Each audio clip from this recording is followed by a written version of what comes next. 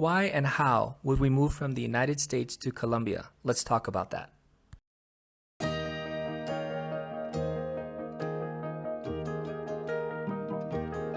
My wife and I want to sort of go over our initial move from the United States to Colombia. And I want to paint the setting first. So we were living in South Carolina in a beautiful home, just gorgeous neighborhood, 3,400 square feet. Was it 5 bedrooms, 3 baths, beautiful front yard, beautiful backyard. Actually, it was kind of a gated community, and along the side of the house, or very close by, were parks and even a biking trail. So why in the world, Eunice, would we give all of this up to travel internationally? Well, we had multiple reasons. We do have international backgrounds. Well, I do. I am from Haiti, and Paul is from Hawaii, and we've traveled a lot in different places. But the main reason was that we both wanted to have the kids learn a foreign language. We felt that this was a very important part of their growth and learning. And so we basically have been teaching them about Spanish since they were very young, since they were about 3 years old.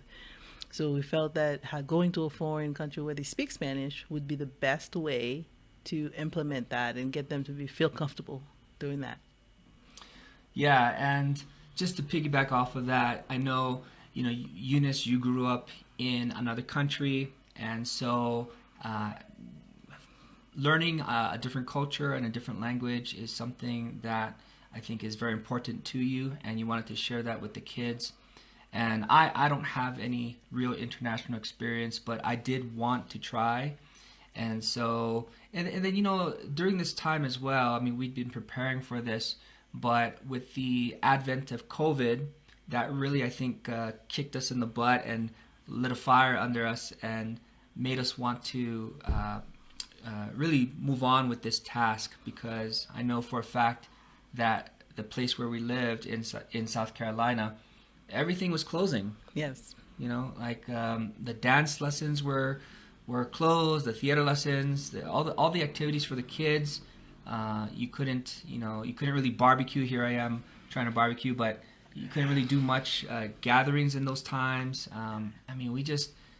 I felt like the walls were closing in at some point. Right. Most people were scared to go anywhere. Friends did not want to hang out anymore. Everybody was so scared to get sick, and the kids were spending an immense amount of time on the computer watching videos, and we felt it was really unhealthy for them and for us as well. Definitely.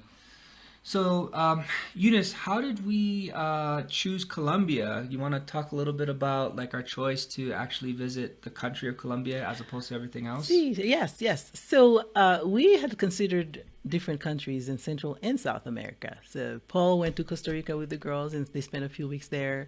We visited Merida, Mexico, and we looked into Panama and other places, and we consulted many real estate agents, schools, talked to different schools to try to see what would be a good fit for us. We wanted a place that was welcoming to African Americans, and where the kids would feel comfortable, and we're in a safe place. And I watched a YouTuber one time who was in Bogota and also was an African American, and she mentioned that when she was in Bogota, she felt like a regular person. She didn't feel self-conscious when she was in Bogota. So that kind of made us interested in seeing what is it about Bogota that made her feel that way. So that's how we started looking into Bogota, and we contacted many different people and we got more information regarding the place.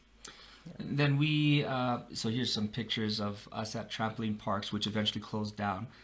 But we also had to put into practice steps in order to be able to go, which included downsizing out of our large house and arranging our work schedules. So here we are at the airport. That was crazy. We almost missed our flight, and talk about that later. And then we landed in Bogota, Colombia. Yay! So this is actually a picture of our first place that we were at. It was an Airbnb, but I wanted to ask you, Eunice, how did we choose the initial place of arrival in the city of Bogota? So I was watching YouTube. You guys can tell I watch a lot of YouTube. And there's a gentleman who has a channel called How to Expat, and he spent some time in Bogota, and he was giving advice about different areas where we people can stay safely, expats especially.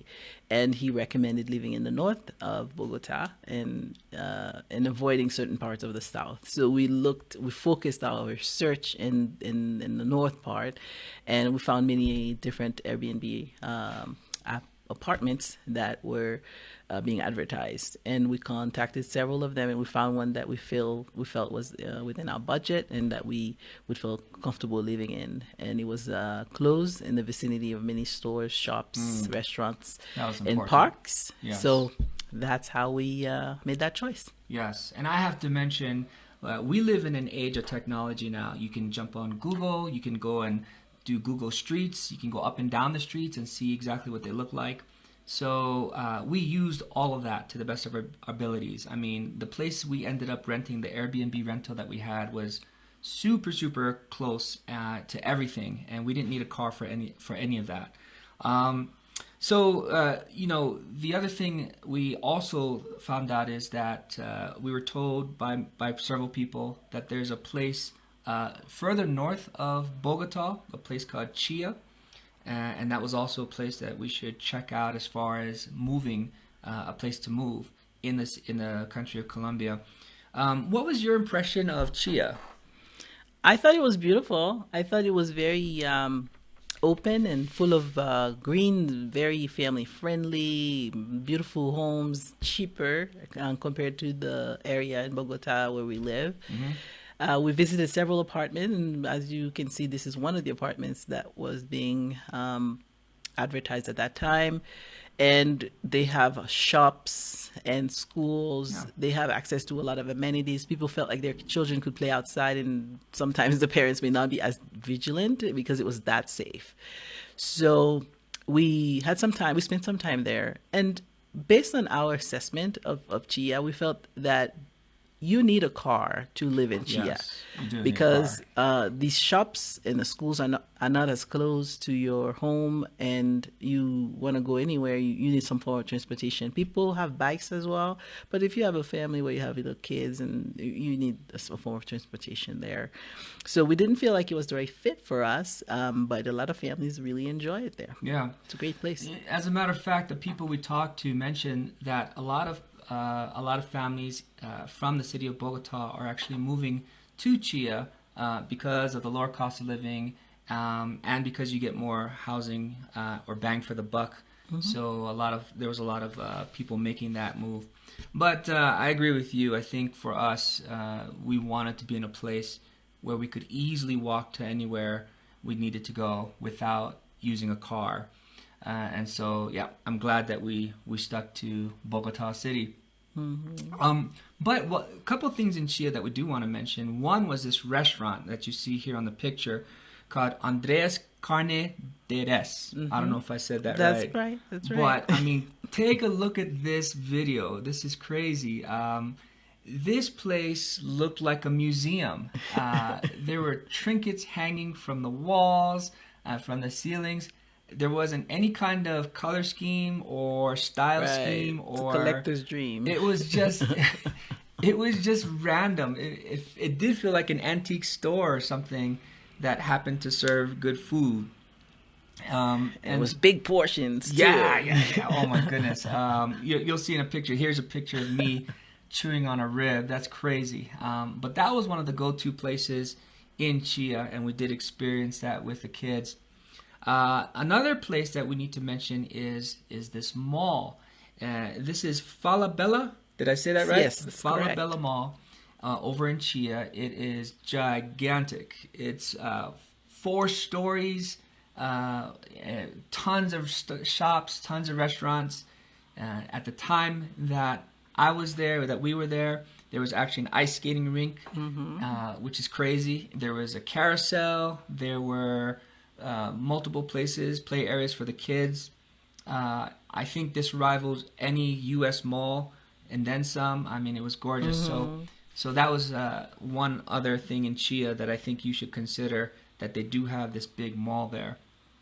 All right.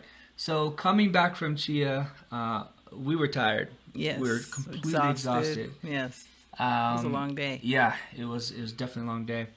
We're gonna stop here and pick it up in part two, where we are back in the city of Bogota, and we can discuss more about our experiences trying to settle in to this beautiful country of Colombia. Thanks for joining us, guys. Thank you.